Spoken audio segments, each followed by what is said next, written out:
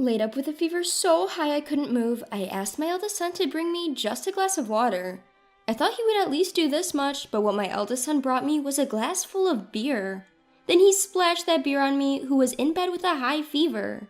From the direction of the door, I heard a ha-ha laughter, and there she was, my son's wife, clapping and laughing. My eldest son was also laughing, holding the empty cup. I couldn't believe it. I was feverish and dazed, but that scene burned clearly into my eyes. "Clean the house by the time we get back, haha." I had tolerated Mark and his wife's selfishness up to now, but I couldn't stand it any longer. "Yes, I will clean it," I said, enduring the pain in my throat so that my son and his wife could hear. "My name is Helen. I'm a 73-year-old housewife. My husband, George, is 75 years old. Now that he's retired, he teaches calligraphy to children at a nearby community center. My husband, who has been practicing calligraphy since he was young, had always dreamed of opening a calligraphy class after he retired. I was happy to see him realize his dream and head to the community center with a smile every day. We have 2 sons. The younger son is married and has 2 elementary school-aged children. However, our 44-year-old eldest son was unmarried and living with us at home. He seems to be working part-time at a convenience store at night, but that's only about 4 days a week. He doesn't contribute any money to the household, and he's just living a lazy life. Both my husband and I have warned him several times, but our eldest son didn't listen. He's not gambling or in debt, and gradually my husband and I stopped warning him. Then one day, out of the blue, our eldest son suddenly said, "I got married," and brought his wife home. Without even greeting us, she barged in as if it was the most natural thing in the world, and from that day on, I had to prepare meals for her as well. I didn't mind preparing meals for my son's wife, but she didn't help at all, nor did she clean up after meals. She didn't even say thank you, and she even demanded a cup of coffee after dinner. My husband, unable to watch any longer, harshly warned our eldest son and his wife, who then stopped making unreasonable demands in front of my husband.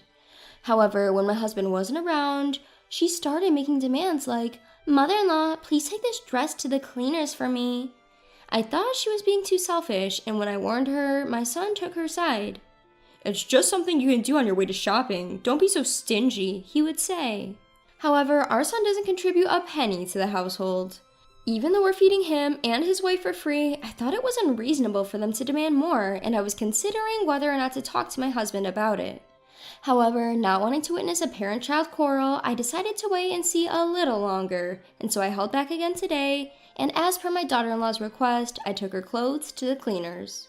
My husband and I usually visit our second son's family in Canada about twice a year. We were planning to visit again during the upcoming week-long federal holiday. Since we visit frequently, and they also occasionally come to visit us, our grandchildren have become very fond of us. We have already bought the toys that our grandchildren love as gifts, and we're planning to buy a roll cake as a souvenir on the way. When we visit our second son's family, we often take the sleeper train rather than a plane, enjoying the scenery along the journey.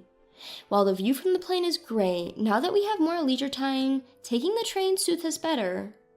The day before our visit, feeling unusually excited, I went shopping after seeing my husband off to his regular calligraphy class. On my way back from shopping, I stopped by a cake shop where they were selling handmade cookies. I figured the cookies would last longer than the cake, so I bought some for the grandchildren. As I made my way home, picturing the delighted faces of the grandchildren, it began to drizzle. I hurried home, but the rain gradually became heavier.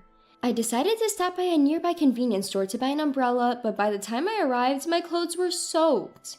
I considered waiting out the rain at the convenience store, but not knowing when it would stop and wanting to warm up my chilled body in a hot bath, I bought an umbrella and hurried home. When I got home and was about to take a bath, my eldest son's wife came in and said, "Helen, are you about to take a bath? I have to go out now. Let me use the bath first." "Helen, please start preparing dinner early." And she closed the bathroom door. Even though it's not her house, I changed clothes and started preparing dinner, trying to ignore her. While preparing dinner, I started sneezing. It would be bad if I caught a cold right before our departure tomorrow, but my eldest son's wife, who had long been in the bath, did not come out for over an hour. The next morning, the day we were supposed to visit our second son's family, I woke up feeling sluggish.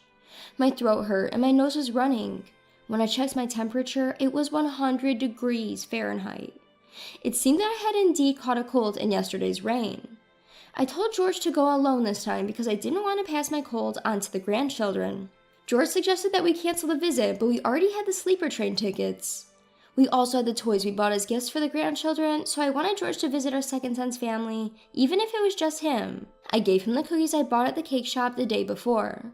Despite George's concern, I reassured him that it was just a slight fever and a minor cold, and that I would be okay after taking some medicine and resting at home. George usually doesn't talk much to our eldest son and his wife, but that day he told them I was feeling under the weather and made them promise to take care of the housework. After seeing off George with a smile, I was about to go back to bed when I heard my eldest son and his wife talking. Ugh, such a hassle. It's just a cold, right? But now that Dad's gone, we can be free for a while. I couldn't believe this was coming from the people who were living in our house without contributing to the expenses, but it was the usual for them. You do realize the only reason you're able to live here is thanks to your father, right? When I pointed this out, my eldest son Mark and his wife seemed to take offense, retorting, "We're doing you a favor by living with you in your old age." And that's right. Normally everyone would hate to live with their in-laws, the daughter-in-law added. It's ironic, as they're the ones who moved in with us without being asked, yet they act as though they're doing us a huge favor. Despite feeling sluggish and wanting to rest early, I ignored their remarks and returned to my room. That evening, my daughter-in-law came into my room and woke me up. "Mother-in-law, you're not planning on skipping cooking just because you're feeling a little sick, are you? You know I can't cook, right?" Telling your mother-in-law to cook because you can't isn't something a 35-year-old woman should say. I'm feeling sick and I want them to figure out their meals by themselves. Even my husband should have warned them before leaving in the morning. I tried to ignore them and go back to sleep, but my daughter-in-law won't leave the room. I thought it would be better to eat something light and take medicine, so I forced myself to get up and head to the kitchen to prepare some food. As I was preparing the meal, Mark came home. Despite seeing me in the kitchen wearing a mask, he didn't utter a word as if it was the most normal thing in the world. Not only that, but he also demanded, "Hey, the bath isn't ready yet." It doesn't matter to Mark and his wife whether I'm sick or not. Knowing they wouldn't listen anyway and wanting to rest as soon as possible, I finished preparing the meal and went to prepare the bath. When I returned to the living room, Mark and his wife were having a lively conversation while eating. "We're going on a trip abroad the day after tomorrow, so please don't spread your cold to us." Surprised by their sudden mention of a trip abroad, I ate a light meal in the dining room, away from the warm living room as my daughter-in-law suggested.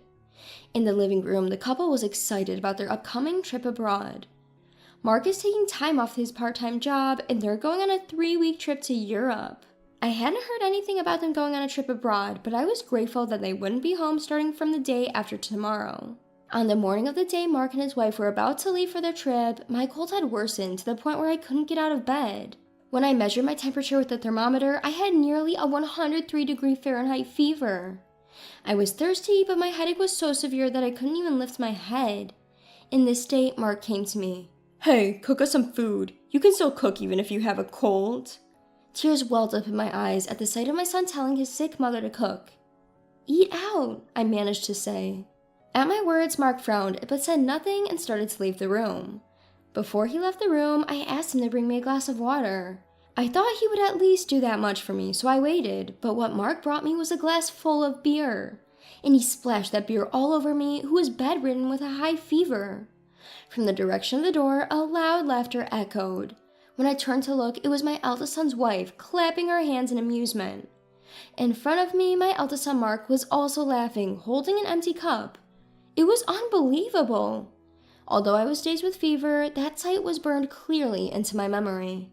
"Make sure you clean the house before we get back, haha," I had tolerated Mark and his wife's selfishness up to now, but I couldn't stand it any longer. "Yes, I'll keep it clean." I mustered the strength to say loud enough for them to hear, despite the pain in my throat.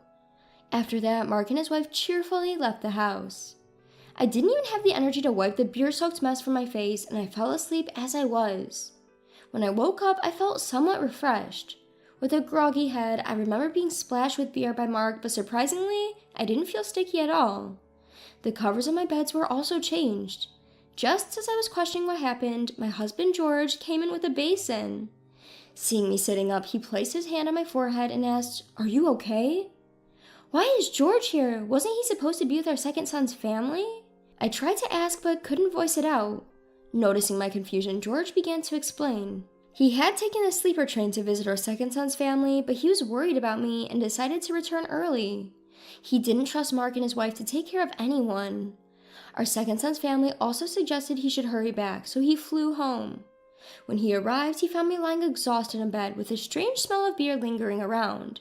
He quickly cleaned my face with a damp towel, tidied up the area, and cared for me while I slept for a full day. When George asked me what had happened, I tried to explain, but my voice failed me. The memory of being splashed with beer by Mark brought tears to my eyes. Seeing this, George brought me some water and said, "Sorry, I shouldn't have asked you now. Just rest for now." He then went to prepare me some porridge. It turned out he had prepared the porridge so it would be ready whenever I woke up. The kindness of George brought tears to my eyes again. Thanks to George's care, I regained my energy in about 2 days. When I told George what had happened while he was gone, his face turned stern. "I can't stand it anymore." Yes, me too. 3 weeks passed since Mark and his wife left for their overseas trip. While I was enjoying peaceful days with George, my phone rang. It was a call from Mark. "Here it comes," I said, pressing the answer button. "What the hell? Why is our house gone?" "Well, didn't you say to clean the house? Haha." After I recovered from the cold, I told George everything about Mark and his wife's actions. How they forced a sick me to take care of things. How they threw beer on me who was bedridden with a high fever and went on an overseas trip themselves. After hearing my story, George muttered, "I can't stand it anymore." Until now, I had always been the one to calm George down, but after this incident, I didn't feel like pacifying him anymore, because I myself couldn't forgive them. Actually, my husband George and I had been secretly planning to build a new house without telling our eldest son and his wife. The house isn't finished yet, but we've moved into a monthly rental apartment and sold our house in order to stun them with the news. We had been told that someone wanted to buy our land to build a shop, so the sale happened quickly. Originally, we had planned to keep the old house for our eldest son and his wife, but after the way they treated us, there's no need to consider them anymore. The place has already been turned into an empty lot, so they must have been shocked to find the house gone. The new house will be completed in about 2 weeks. A carpenter we know has allowed us to store our belongings and furniture there in advance, as we've explained the situation to him. We dispose of all of our eldest son's and his wife's belongings. When we told him this, our eldest son shouted, "Are you kidding me? I'll report you to the police." His wife was also yelling in the background. At that moment, my husband George took over the phone and I switched it to speaker mode. He said to our eldest son in a low voice, "Go ahead, tell the police. I'll tell them too. You guys threw beer at your sick mother and then went on a vacation abroad. You even forced her to do housework while she was sick. Who do you guys think is a bigger sinner, you guys or us for disposing of your things?" My husband's face as he spoke to our eldest son was like a villain's. "This has nothing to do with that. In selling the house, where are we supposed to live? Where are you guys even staying?" Our son yelled back. George replied, "That house was originally ours. It's our right to sell it. Plus, you're no longer our son. Don't contact us anymore." And then he hung up. 2 weeks later, we got a call saying that our new house was completed, so George and I headed over. The call was from the carpenter, a friend of George's. He's about 60 years old and the site supervisor. He showed us around the house, explaining the layout. We designed it as a single-story, accessible house, keeping our future retirement life in mind. It's an even more beautiful house than we imagined, and we can't wait to start living there. The furniture we had left in the living room had been moved by the carpenters. When I thanked them, they laughed and said, "No problem. George really helped us out back in the day, so this is nothing." And so the two of us, George and I, started living in our new house. The house was even more comfortable than we had imagined, and our life was peaceful without our eldest son and his wife around. However, about a month after we moved into the new house, our devilish eldest son and his wife showed up. Neither George nor I had told them our address, and our younger son Mark and his wife shouldn't have told them either, because we explained the situation. They probably hired a detective or something to find us. "Hey, it's not fair for you to sell the house, dispose of our stuff, and then move to such a nice place by yourselves. As your eldest son, I have the right to live here, don't I?" said our son, glaring at us with large bags in his hands. We had intended to cut off ties with them, but we were stunned to see our eldest son and his wife, who were clearly intent on moving in. Just then, George came from the back of the house. "What are you guys here for?" "To what end? After taking our living place, how dare you ask such a thing? From today, we're living here too." As they were about to step in, the front door opened. "Huh? Mark, what are you doing here? Here to cause trouble again? Come on, you're old enough to stand on your own 2 feet. Stephen said with a look of disbelief on his face. Beside him were his wife with their 2 grandchildren. They were visiting because the new house had just been finished. After relaxing at home for a while, Steven's family had gone to a nearby convenience store. "Who is that? Are they bad people?" The 5th grader, Sophia, said it so innocently. The husband, who had just been about to drive Mark and his wife away, suddenly had an idea. "While Steven's family is staying for a week, you two should also stay here. I won't allow you to squat here indefinitely, though." With that, he welcomed everyone at the entrance into the house. The living room gathered, and the first to lounge on the sofa was Mark and his wife. "Man, I'm beat, mother-in-law. Can I have some coffee?" "I'll take mine black." Steven's wife was taken aback by the casually made request of Mark and his wife. At this, the grandchildren rushed to Mark and his wife. "Why can't you two do that yourselves when you're adults? Even I, a kid, can pour my own juice." The innocent comments of the grandchildren made Mark's wife uncomfortable, and she went to pour her own coffee. However, the grandchildren's why attack continued. "Why can't you cook even though you're an adult woman? My mom can cook anything." "Why don't you clean up after yourself? Both my dad and I always clean up the plates when we're done eating." "Why can't you do that? My sister and I always do it ourselves." The grandchildren, perhaps due to good upbringing by Stephen's wife, are responsible and often help her. Stephen also doesn't just leave everything to his wife, and they work together. Therefore, it was probably perplexing for the grandchildren that Mark and his wife didn't do anything themselves. At first, Mark and his wife had retorted, but the why attacks didn't stop, and by the end of the week, they were both exhausted. Mark's wife in particular seemed to dislike being called auntie. "Don't call me auntie," she told the grandchildren in earnest. But when they replied, "Why not? You're an auntie, aren't you? You're not young enough to be called sister," she was shocked. Even I and Stephen, who were listening nearby, couldn't help but laugh. After Stephen and his wife left, we sent Mark and his wife away. They were worn out by our children's incessant, "Why are you attacking us?" so we were able to drive them away without much resistance. However, a few months later, we received a message asking, "Can you lend us some money?" Up until now, they had been staying in our home, eating our food without paying a cent in rent or living expenses. Since Mark, our eldest son, was making enough money from his convenience store job to cover all expenses, it wasn't a problem at all. Now that they had been kicked out of the house, Mark and his wife were supposed to start paying for their own rent and living expenses. Yet they kept spending money as they used to, seemingly living off borrowed money without any savings to speak of. Their only income was Mark's salary from working at a convenience store 4 days a week. Mark's wife, it seemed, had no intention of working. Considering their situation, it was audacious, to say the least, for them to ask, "Can you lend us some money?" "We will never lend you money in the future, nor will we help you," we told them, and then blocked Mark's number. A few days later, while my husband and I were out, we received a call on my husband's phone from our home security company. There was an intruder in our house, and they sent us the video footage. It turned out that Mark and his wife were trying to sneak into our house through a window. It was pitiful that they were resorting to breaking into their parents' house to steal money because they were broke. At least they hadn't caused trouble for others, but that's not saying much. Mark and his wife were quickly apprehended by the security and were taken away by the police, who were called to the scene. They were released because they were family, but not before being harshly scolded. Since then, Mark and his wife stopped forcing their way into our house or trying to break in. We have both blocked their calls, so we never receive phone calls from them. According to Stephen, our second son, he also received a request for money from Mark.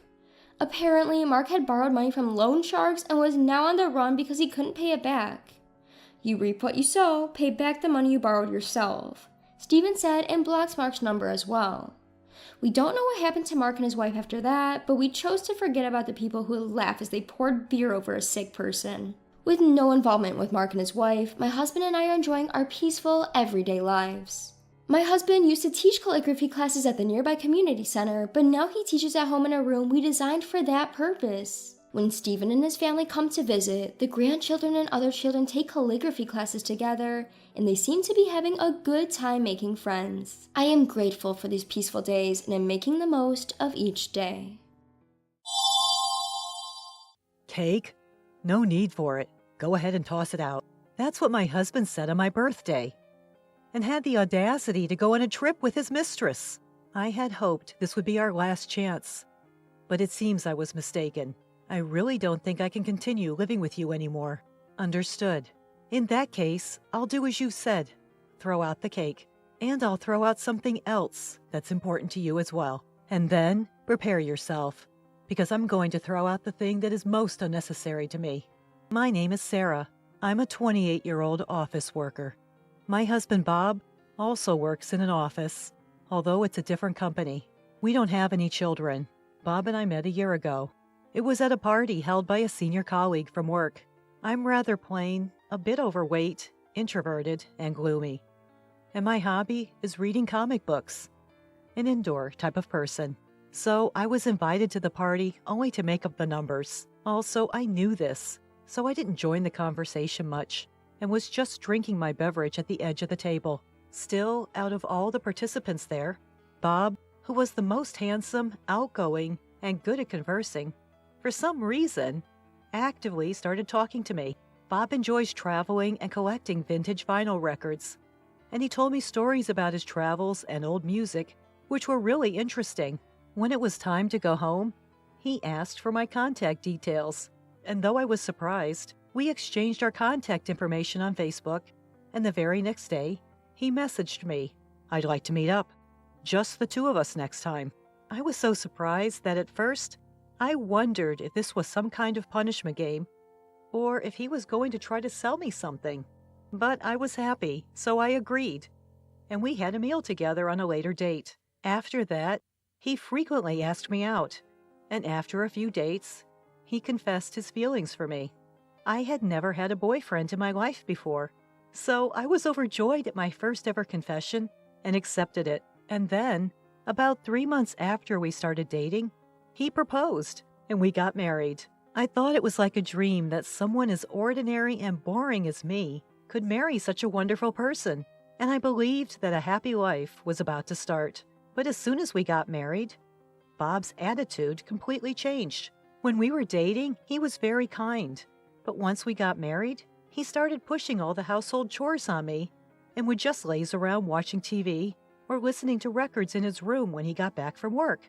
I don't know if it's because the volume of the records is loud, but when I call out, "Dinner's ready," he doesn't seem to hear me, and often doesn't come right away, which irritates me. On his days off, he leaves me alone and goes out to play, saying he has plans with friends or colleagues from work. When I say, "Please help me with the household chores a little," he replies, "I'm working, you know." When I tell him I'm working too, "I'd appreciate it if you could at least help with the household chores on your days off," he says, "I'm busy even on my days off because I have to hang out with my friends, unlike you, who don't have many friends because you're so gloomy." Ain't that last remark just awful? Sure, I'm not exactly Miss Social Butterfly due to my personality. I get it, but to say such things to my face? That's just plain rude, ain't it?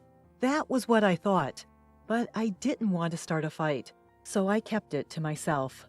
Gradually, Bob started nitpicking about the way I cook and clean, and before long, he started hurling insults like, "You should be grateful that a great guy like me even bothered to marry a plain and overweight woman like you."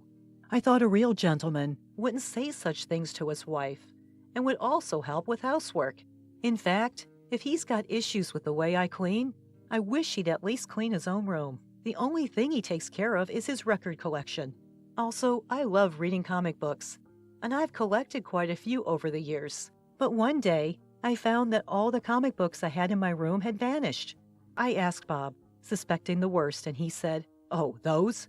They were in the way, so I threw them out." I can't believe it. Those were important to me. Some of them were even out of print, hard to get.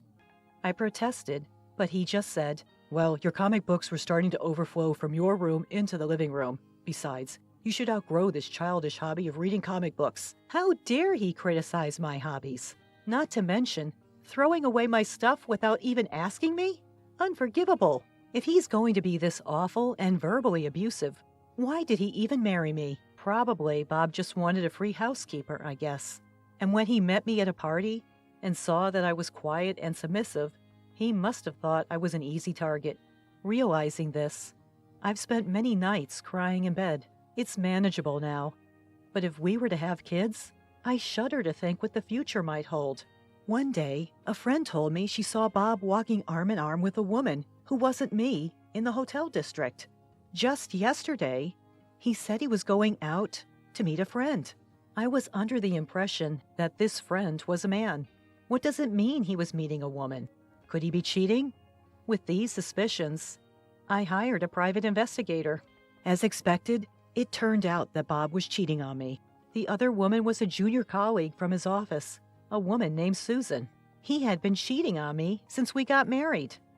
Whenever he said he was going out to meet friends or colleagues, it was mostly dates with Susan.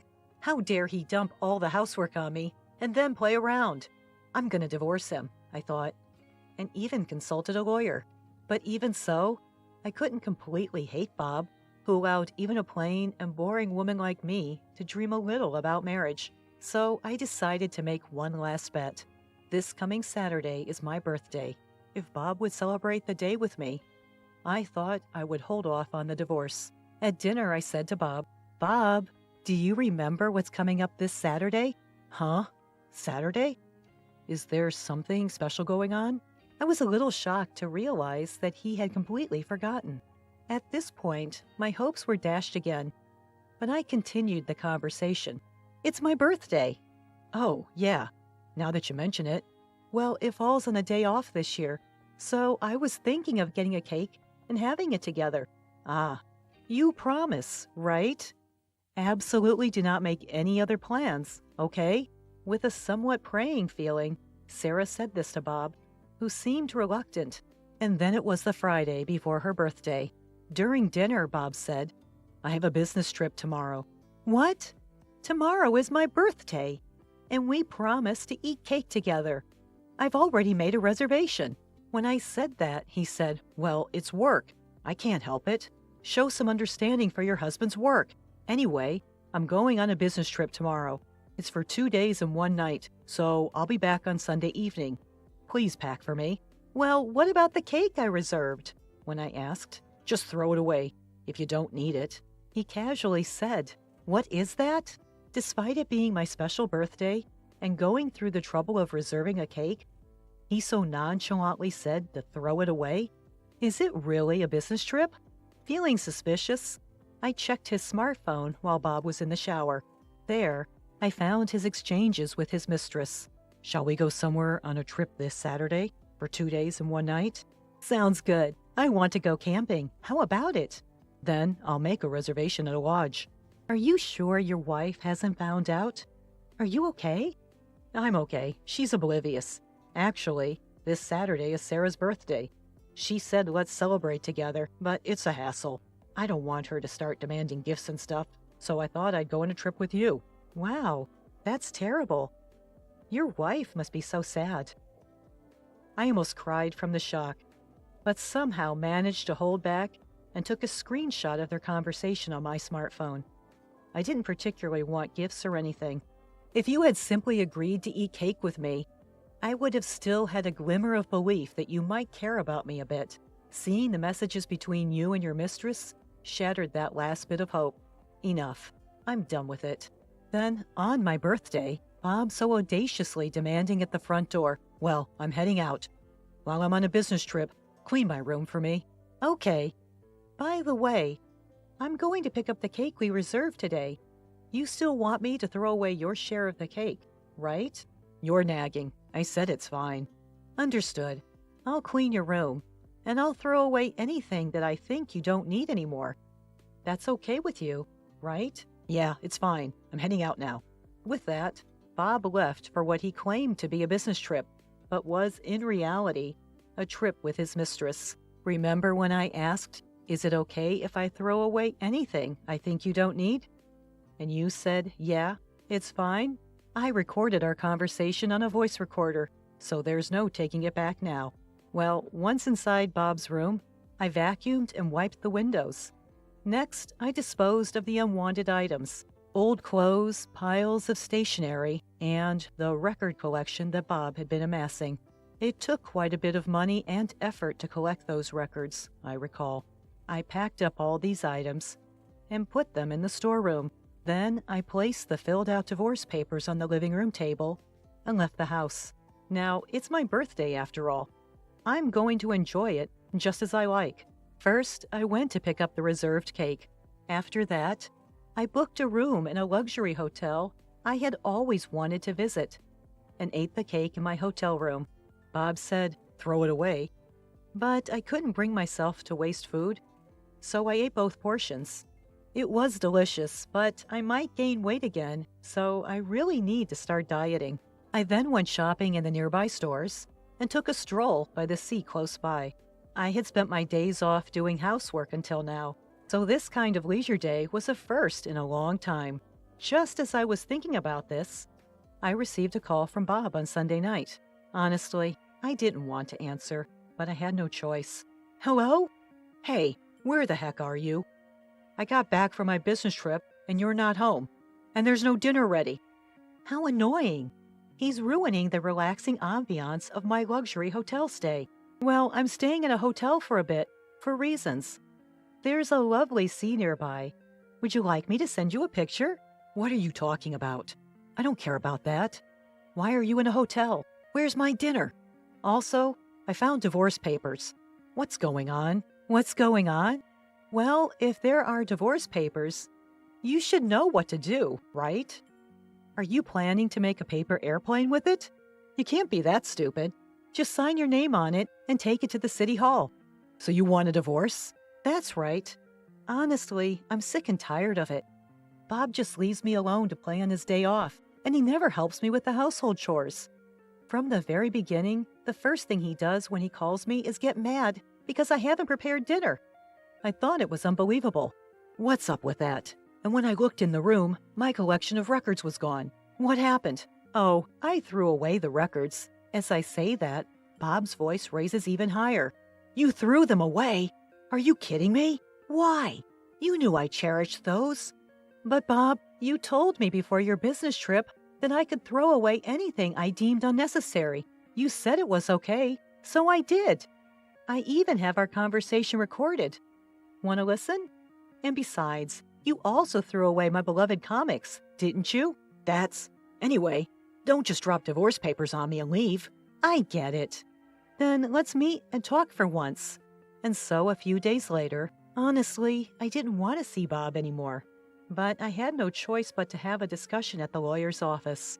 Bob, whom I hadn't seen in several days, was in shabby clothes and had unkempt hair. I was the one who used to iron his clothes. I think the conditioner was about to run out. Maybe that's why his hair was so messy. But he should be able to buy conditioner by himself, I think.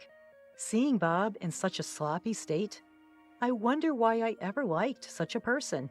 I'm glad. I had worried about how I would feel if I no longer wanted to divorce after seeing Bob again.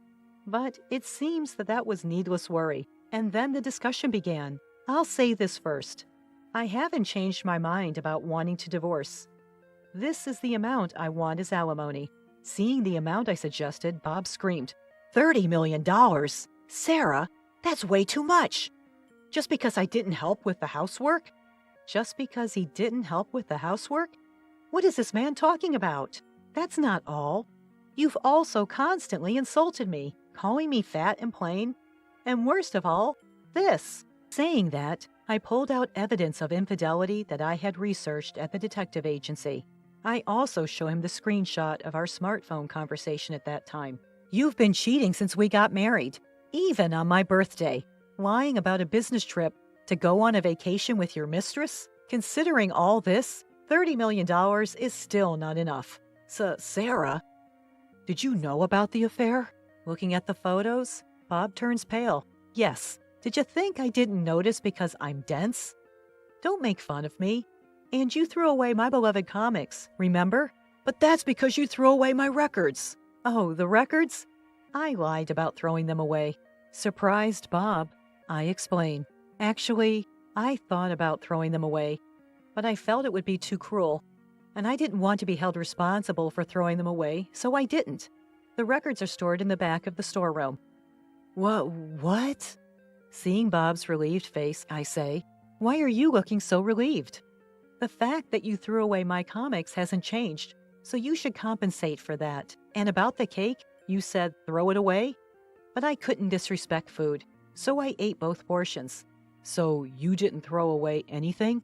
When Bob sought confirmation, I told him with a chuckle, there's no need for that. I declared to you, I discard anything I don't need. And I've done just that. Well, actually, I'm about to do it. Huh? Bob seemed unable to comprehend. With a deeper smile, I told him, "You. Yes, you. You're the thing I need the least. I'm going to get rid of you completely. Once you understand that, please divorce. There's no way the alimony will be less than this amount. If you argue, it'll be higher." When I said this, Bob pleaded, "I'm sorry. I won't cheat anymore, and I'll help with the housework because you're here." "Because I'm here? What? So you can go on dates with your mistress without any worry, dumping the chores on me during your days off? No, that's not it. Bob babbled. "No matter what you say, I intend a divorce. I don't like holding on to trash because I'm a neat freak," I retorted. After I said that, Bob fell apart, stammering, "I'm trash?" His expression at that moment was priceless. Afterwards, we divorced. Since the divorce, all communication has been through our lawyer, so I haven't seen Bob since. However, according to stories my lawyer shared, Bob, having left all the housework to me, had no domestic skills. He briefly cohabited with Susan, but apparently she too couldn't do housework. Their place quickly became a mess. Their diet was all over the place. Because they were constantly eating out, Bob started gaining weight, and his once handsome face now looks quite regrettable. It seems Susan broke up with Bob and moved on to another job. Furthermore, it became gossip at work that Bob and Susan were having an affair, causing him discomfort. But he can't quit because the alimony I requested is substantial. I've switched jobs and moved, and now I'm enjoying living alone. I'm not run ragged by housework like before. No one gives me a hard time, and I'm happy.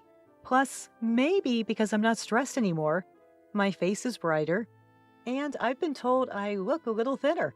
If I continue to lose weight, even though I don't plan to see him again, I might make Bob regret even more.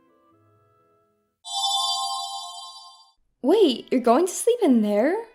I was supposed to be house-sitting with my niece at my elder brother's house while he and his wife were on a trip. As we were joyfully discussing our plans for the following day, my niece reached for the closet door, signaling her intent to go to bed. She slid into the closet without a moment's hesitation, leaving me surprised. When I rushed to grab her arm, she looked up at me with a puzzled expression. I am a 24-year-old housewife named Melissa, and I have a brother who is 5 years older than me. We lost our parents early in life, and having always gotten along, we continued to support each other. That didn't change even after we each got married, and we still maintain close family ties. My in-laws are great, but they live in Alaska, a plane ride away, so we can't rely on them easily. My brother Sam and his wife had a shotgun wedding. After clashing with her parents, she has been estranged ever since. With no nearby relatives to rely on, our relationship has been one of mutual support without reserve. It was only strengthened when Sam and his wife had a daughter, and 4 years later, a girl was born to my family as well. The daughters, who lived in the same city, grew up close, almost like real sisters. As the years went by and my niece Sarah was about to turn 10, Sam told me about his plans for a 10th wedding anniversary trip. If it's okay with you, Melissa, could you look after Sarah while we're away? It's just a short overnight trip nearby, but we thought it'd be nice to spend some time alone. I was only too happy to oblige. When we discussed dates and when I asked when I should pick Sarah up, he shook his head as if I didn't understand. It seemed that he wanted me to stay over at his house with Sarah, concerned about leaving the house empty for security reasons. I teased him about being overly worried, but finally gave in. I decided to stay over alone, leaving my daughter, who still has a little anxiety about sleepovers, with my husband. The day of their anniversary trip came as planned, and I went to stay at Sam's house. I held Sarah's hand as we waved goodbye to her parents. She looked a bit uneasy, watching their backs, but our house-sitting adventure was about to begin. I originally planned to bring my daughter over and have my husband pick her up at bedtime, but Sarah adamantly refused, so I gave up. I know she enjoys playing with my daughter, and although she won't tell me why she doesn't want her here today, there must be some reason.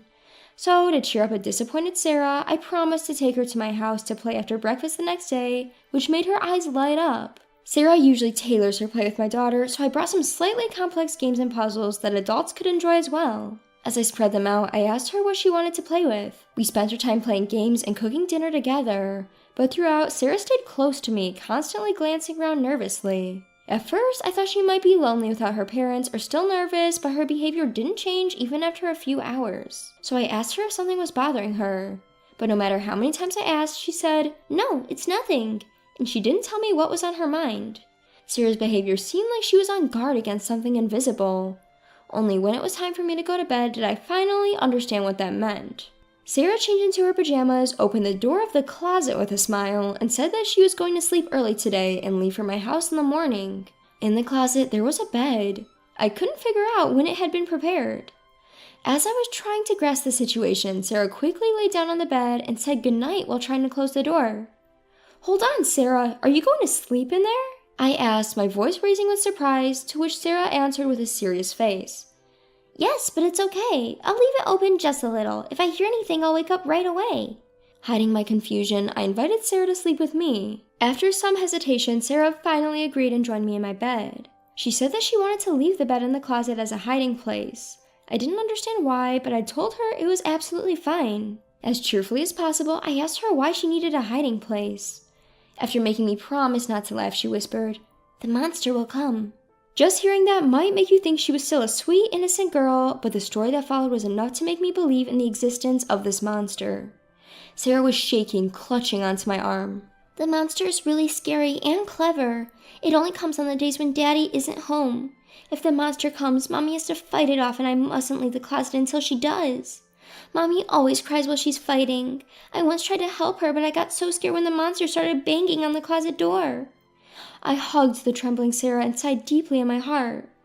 Probably this monster does exist, and it's not some trick to get a child to bed. Discovering my brother's wife's affair in such an unexpected way made me feel lost.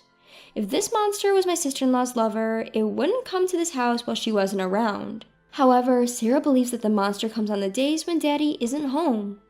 Today, while my brother is away, the evidence is that she stayed close to me all day, guarding the windows and entrance. Considering my kind-hearted niece Sarah and my brother who trusts his wife, I felt a surge of anger towards my sister-in-law. But more than that, I wanted to reassure Sarah right now. I held her hand and smiled at her. "It's okay, Auntie's here today.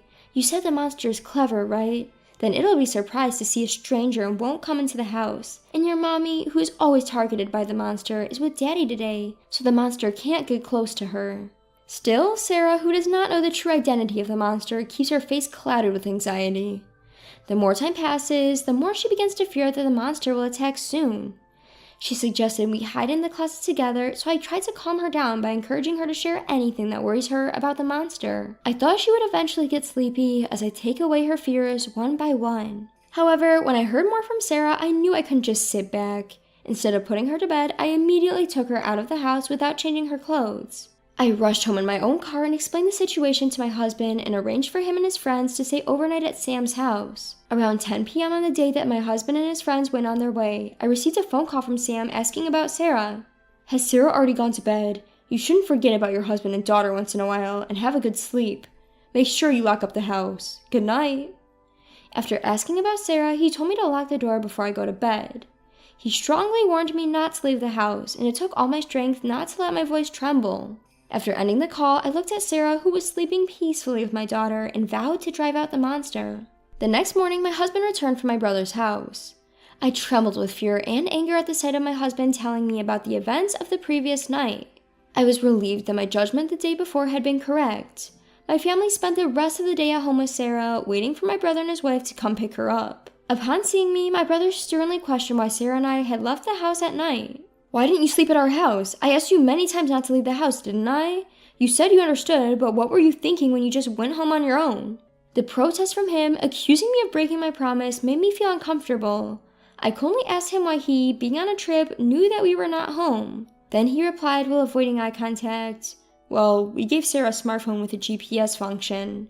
If that was true, he wouldn't have insisted so much on not leaving the house during the phone call the night before. If he had checked the GPS, he would have easily known that we were not at his house. Suppressing my urge to confront Sam immediately, I continued the conversation quietly so as not to be heard by the kids in the other room. "By the way, 2 unknown men came to your house late last night. Who are they? Why would they come to a house that's supposed to be occupied only by Sarah and me in the middle of the night?" "Suspicious individuals? I'm glad you're safe." His voice was trembling, but it was not from the fear of the suspicious individuals or the relief that his daughter was safe. He seemed to be choosing his words carefully, and his gaze was darting around. "Hey, about those guys." I pressed my brother, who was not giving clear answers about who those men might be, but my voice was cut off by my brother's wife, Kate. Whether she was worried about us talking any further, she began calling Sarah forcefully and said they were going home. When Sarah, who had been playing in another room, heard her mother's voice, she came out. Kate pulled her hand away with obvious strength. Then Sam suddenly changed his attitude and said, "I don't forgive you for what happened, but I'm leaving today," and began to push Sarah back to leave the room. My brother and his wife tried to force Sarah to leave with them. When I tried to talk them out of leaving, they ignored me and did not even look back. Seeing Sarah reaching out to me in resistance to her parents, I hastily pulled her towards me. "Hey, what are you doing?" Caught off guard, Kate let go of Sarah's hand and cried out, but I shielded Sarah behind me, putting some distance between us and the couple. They spouted aggressive words, attempting to reclaim their daughter, and stormed towards us in a rage. My husband and I managed to force them out of the room, asserting that we would never allow them to take Sarah away. A police officer who had been waiting at the entrance instantly detained the couple. The police officers were trying to calm my brother and his wife, who were totally confused by the unexpected situation. Sam insisted to the officer that we should be the ones apprehended, claiming, "They won't give back my daughter. My sister and her husband took her from our home and are keeping her here. Please rescue her quickly. This isn't the time to hold me down. I won't run or hide, so let me go." Our daughter, who had noticed the commotion and came out, hid behind me and spoke with Sarah in a baffled manner, discussing that she was not locked up at all. Not sure whether Sam heard their conversation, but he sternly told Sarah to come with him. But she was too frightened by her father's intense anger to leave my side.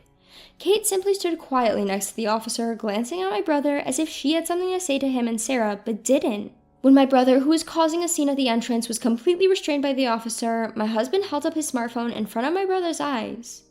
Noticing this, I told Sarah and our daughter to wait again in the previous room and close the door to keep the sound from leaking. Once my husband confirmed this, he silently started playing a video he had filmed at my brother's house the night before. Upon seeing it, the couple's faces instantly turned pale. The video began with the house key slowly turning and two men, apparently using a duplicate key, quietly entering the room. The men, in a good mood from their appearance, greeted my husband and his friends, mentioning my brother's name. "You guys are guests too, huh?" they said. One of them joked, "Hey, how much did you pay? He said I could get a 30% discount because the woman is his own sister, haha." They looked at my husband and his friends with a smirk on their faces. When my husband's friend gave a vague response, avoiding a direct answer, one of them boasted about the specific amount of money. He said that they were good friends with my brother and his wife and that they were able to get a discount from them. They continued, "We're lucky we get to play with the kid today, too." And the man's profile as he laughed was hideously villainous, to the point where calling him a monster would be an insult to a monster. I couldn't see the screen from where I was, but the audio alone was enough to give me goosebumps. Afterwards, my husband's friend started grilling the men, asking if they often visited his house and if they always came in pairs. They seemed to notice something was amiss and started asking where Sarah and I were. Upon seeing my husband's angry expression as he stated we weren't there, they seemed to finally realize the situation. Realizing they were not among friends, the men hastily fled. It was unclear whether they hadn't noticed my husband's recording until the end or if they had intentionally not disclosed it. It seems like my brother, who is supposed to be a close friend of them, has never heard of the video before. He is trembling. He desperately insisted he knew nothing and was being framed. Until I watched the video, I thought my brother was innocent and that my sister-in-law had planned everything. But there's clear evidence in the video that my brother Sam handed over to me and little Sarah. No one was convinced by him pretending to know nothing, and he was taken away by the police. Kate was pretending to have no involvement, but the officers who had previously heard from Sarah had many questions for her, so they requested her to come along, and thus Sam and Kate were both taken into custody. Later, during the police investigation, Sam and Kate confessed everything and were arrested on the spot.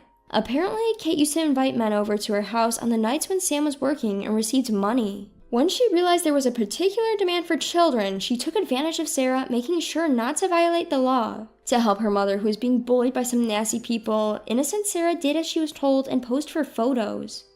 These were mere pictures of a child with no suggestive connotations whatsoever. Kate would take these innocent photos with a disposable camera, have them developed, and then show them to her clients, instigating a kind of bidding war. Moreover, she would only lend out the photos, never selling them. As much as I despised her for this, if that was all there was to it, it should have ended as a matter of no concern to my husband and me. When Sam noticed Kate's business, he didn't scold her or try to protect their daughter. Instead, he started to gather men who would become their clients. He figured that if he increased the number of employees, the revenue would also increase. With this simple logic, he decided to involve me in his business. Of course I would never agree to this if he simply asked. So he came up with a plan to force me to work and use photos from the scene as a continued threat. Thus, they carefully picked a day when the neighbors were not around and locked me and Sarah in their house. Then they exchanged their house key for a large sum of money and left on a vacation to prove they had nothing to do with what was happening. What Sam and Kate didn't foresee was Sarah, who used to obey Kate's every word, revealed the situation to protect me. Sarah didn't understand most of the conversations happening at home, but she knew that the nasty people were targeting us. She confided in me, and that's when the hellish situation in Sam's house was exposed. That night, after learning about Sarah's situation, I asked my husband to capture the nasty people's activities on camera. Their unguarded information spill helped the police to act immediately after I reported them. At the same time, I made a report to the Child Welfare Services to ensure Sarah's safety. We informed the police about Sam and Kate coming to our house and had them arrested, finally protecting Sarah from the two of them. My brother and sister-in-law, who were arrested on severe charges such as violations of child welfare laws and the laws to prevent prostitution, did not escape imprisonment despite being first-time offenders. The pictures of the child that had been taken and stored over several years were deemed particularly egregious. Once an image is leaked on the internet, it can never be removed completely. I was chilled to the bone when the police told us this, but luckily, because Kate hadn't digitized the photos of Sarah or sold them and had kept them securely stored, we were able to prevent any leaks. I don't understand how my once kind and reliable brother Sam could turn into such a horrific person. We had been helping each other out normally up until then, and it scares me that we had no idea he had become so twisted. Anyway, I hope they will face the reality of what they had done. After the arrest of Sam and Kate, the monsters who were likewise questioned by the police later seemed to argue that they were innocent since it was just an attempted crime. However, the fact that someone's child's photograph was found in their house and that they seemed to be involved in some kind of other crimes confessed by Sam and Kate during the investigation led to their arrest on multiple charges as well. After dealing with the monsters and their associates lurking around us, we then inquired at the Child Protective Services about what would happen with Sarah. With both her parents arrested and no one to care for her, it was decided that Sarah would be taken away from her parents, who were absolutely unfit as guardians. That was a relief, but Sam and I don't have parents, and my sister-in-law's family has cut all ties. We learned that if we can't find someone who's willing to take her in after reaching out to the family of my sister-in-law, she would have to go to a foster care facility. After consulting with my husband, we decided to adopt Sarah. She was, after all, a person I owed a lot to, and I didn't want to part ways with Sarah, whom I adore as if she were my own daughter. Luckily, my husband agreed, and we took this opportunity to move to the countryside where my in-laws live. My daughter was excited to spend more weekends with her beloved grandparents and was overjoyed that her wish for an older sister came true with the arrival of Sarah, whom she adores. Finally freed from her parents, Sarah, with her remarkable adaptability as a child, is already getting used to her new environment as an older sister and is starting to live a peaceful and happy life. Enough is enough. Just because your son is a doctor, you think you can leech off him? That's not going to happen. Anna, my son's wife, glares at us and starts clinging to my son, Jack. I can't stand the idea of your parents taking the money you earned from me, Jack. Please cut ties with your parents. Even Jack seemed taken aback by her boldness. Cut ties? We don't have to go that far. But Anna didn't back down. Baby, why won't you listen to me? Are your parents more important to you than me? Seeing Anna's exaggerated, tearful display, Jack panics. No, it's not like that. I'll listen to anything you say, Anna. Soothing Anna, Jack turns to us, laughing awkwardly. Sorry, Mom. So, like Anna said, I'm gonna cut ties with you now. Seems like Jack is totally manipulated by Anna. My last hope was to ask Jack, is this what you really want, Jack? Are you sure? Of course. As Jack nods affirmatively, Anna smirks triumphantly. There's no way Jack would choose leeches like you. As a parting gift, though, make sure to give us a nice wedding gift, okay? At her words, I made up my mind. I would not let her have her way.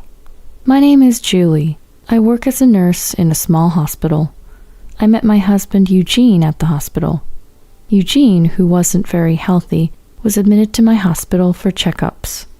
Although no particular illness was found, we grew close as I gave him advice to maintain his daily life. After his discharge, we started dating and eventually got married. 2 years after our marriage, I became pregnant. Eugene was overjoyed. He respected my desire to continue working after having our child and was eager to help with child rearing. My parents also loved their grandchild. With the support of Eugene and my parents, I was able to balance my nursing job and raising our son Jack. Our family of 3 led a peaceful life. When Jack was in his junior year of high school, he made a big decision. "Mom, Dad, I've decided to go to med school. I want to become a doctor." As someone in the medical field myself, I was very glad when Jack found his passion in medicine, and I wholeheartedly supported him. Jack studied hard and managed to get accepted into med school straight from college. When we broke the news to his grandparents, they were overjoyed as well. However, another turning point was about to come in our household. Eugene decided to take an early retirement from his company. His frail health had always been a problem, and there were many days he couldn't go to work due to sickness. Taking advantage of an early retirement program seemed like the best choice for Eugene, who decided to retire at 55. Our life, with me continuing to work as a nurse and Eugene doing housework at home, went surprisingly smoothly.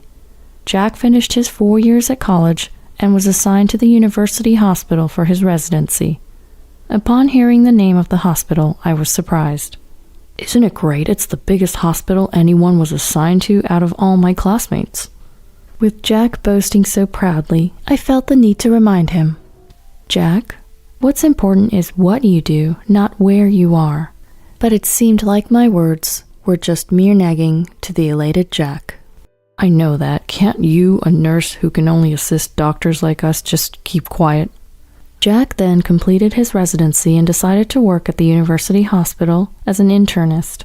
Since then, he started going out drinking on his days off and often came home late. It seemed like he was partying with women who were drawn to his title as a doctor at the prestigious university hospital. He always came home reeking of perfume. After about a year of this lifestyle, one day, Jack introduced us to a woman he wanted us to meet. "Hello, soon-to-be father-in-law, mother-in-law." The woman who introduced herself as Anna greeted us without hesitation. "Anna, how did you get to know Jack?" When I asked, Anna answered openly. "I met Jack at a social gathering back in college. I didn't think much of him then, but I reconnected with him after hearing he became a doctor at the university hospital." I see." Anna didn't even try to hide the fact that she was more attracted to the title of a doctor than to Jack himself. Meanwhile, Jack, completely oblivious to this, was grinning at Anna. "I was surprised when Anna suddenly contacted me. She was the most popular girl in our circle, and now she's saying she wants to marry me. Ha ha." As we sat around the table with Anna, the conversation turned to Eugene. "You're a nurse, aren't you? Soon-to-be mother-in-law? I heard you met your husband at the hospital, but was he a doctor too?" My husband, Eugene, graciously answered Anna's question. "No, I'm just a regular office worker, although I did take an early retirement, so I'm not working now." "You're not working? So you're unemployed?" Anna's eyebrows furrowed at this revelation. "I don't think you call someone that retired early quite simply unemployed." Eugene tried to laugh it off, but Anna's demeanor suddenly shifted. "If you're jobless, it's the same thing." "What?" Eugene was taken aback by Anna's sudden condescension, but she continued with a scoff. "It's really inconvenient for me to have a mother who's just a nurse and doesn't make much money, along with an unemployed father." "What do you mean inconvenient? Don't you think it's inappropriate to talk like that to us, your soon-to-be in-laws?" I blamed Anna, but she showed no sign of remorse. "Don't get cocky just because your son is a promising future doctor." She sighed heavily and then looked straight at us. "Please don't come to our wedding." "What do you mean?" "The professor from Jack's med school, who's also his boss, is planning to attend our wedding. It would be embarrassing if his parents were just a nurse and an unemployed father." "Hold on, it's absurd for both parents to not be attending their child's wedding." "Just tell everyone you're sick, then no one can complain, right?" "But..." I tried to object, but it was clear that Anna's decision was firm. Eugene then turned to Jack. "What do you think about this, Jack?" "What, me?" Jack, taken by surprise, was at a loss for words. Before Jack could answer, Anna interrupted. Enough is enough. Just because your son is a doctor, you think you can leech off him? That's not going to happen. Anna glared at us, then starts clinging to Jack. I can't stand the idea of your parents taking the money you earn from me, Jack. Please cut ties with your parents. Even Jack seemed taken aback by this declaration.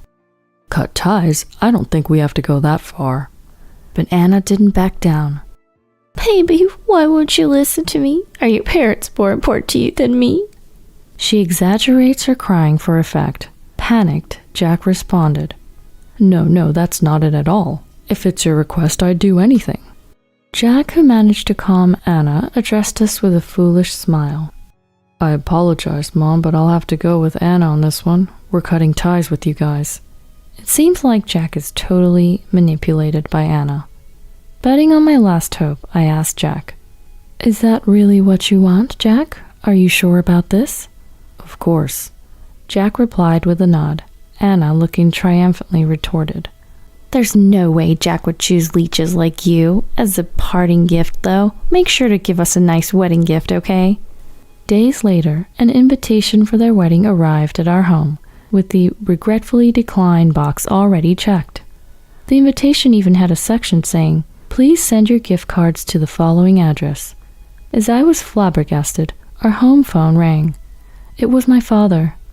Julie, we just received an invitation to Jack's wedding, but the regretfully declined box is already checked. It also has an address suggesting us to send gift cards to. What on earth is going on? It appears that Jack and Anna sent the same invitation to my parents as well. Seeing Anna and Jack trying to abandon not only their real parents, but also his grandparents, who loved Jack dearly, I felt a surge of anger. I absolutely won't let things go Anna's way.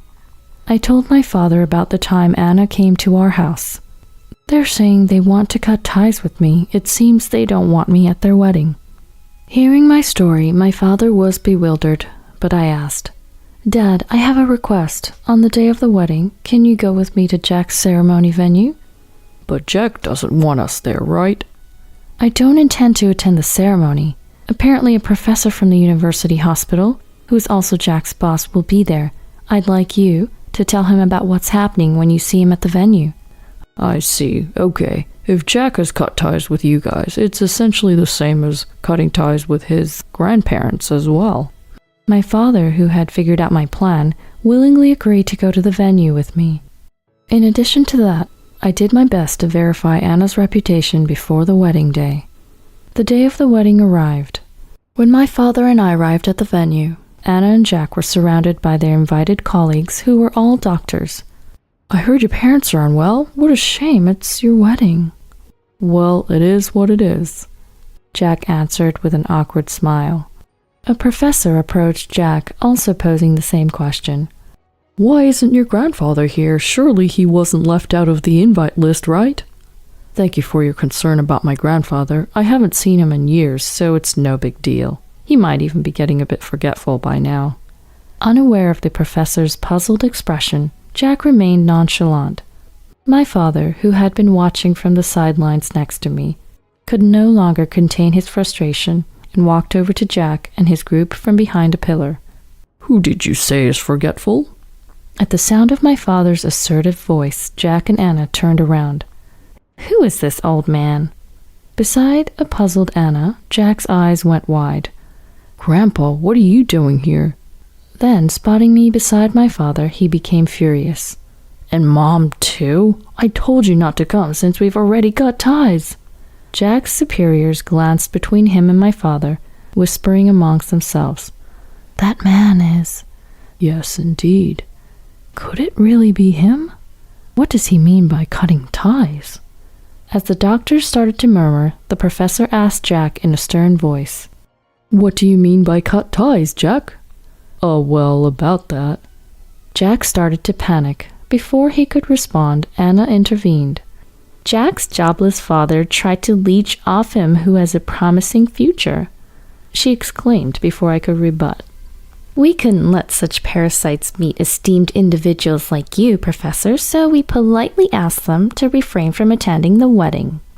With a look of disdain, Anna continued while glancing at my father and me. I can't believe they actually showed up at the venue. Bringing along a shabby old man like him, did they think they would earn everyone's sympathy? Regardless of the number, parasites are nothing but a nuisance. At the word parasite, Jack's bosses urgently start speaking to Anna. Well, what are you saying, miss? What am I saying? It's the truth, isn't it? Jack agreed that his family shouldn't be invited to the wedding, right, Jack? Yeah, Anna's right. If you think being blood-related means you get away with anything, you're dead wrong. Even if you're family, I won't let them harm my bright future and career. At Jack's confident declaration, the doctors turned pale. Jack, you really don't know, do you? What don't I know? At Jack's surprised look, his boss doctors simultaneously disclose. Your grandfather standing there is the former deputy director of our hospital. What? There's no way, right, Mom? Jack, looking worried, turns to me. I tell him the truth. It's true. Dad was the deputy director of your university hospital. No way, you never mentioned it. Jack looks intently at my father, and my father tells him, I was asked to keep it from you by Julie because we didn't want to put unnecessary pressure on you. Pressure? I explained to Jack. When I became a nurse, my father was already a respected doctor in the hospital. Being the daughter of such a capable man was pressure to me. I didn't want you to feel the same. So you kept it from us? The professor turns to Jack with a stern look. Your grandfather is my mentor. Calling my dear mentor a parasite is extremely offensive. And the fact that you don't even appreciate your parents and family, who've supported you this far, I'm disappointed in you. Under the cold gaze of the professors, Anna rushes to cling to my father and me. We really did want to invite my in-laws. Since you're here, please attend the ceremony. I'm just amazed at Anna's quick change of attitude. I firmly tell Anna, I decline. The only reason we came here today was to make it clear to the guests why we couldn't attend the wedding. We have no intention of attending the ceremony.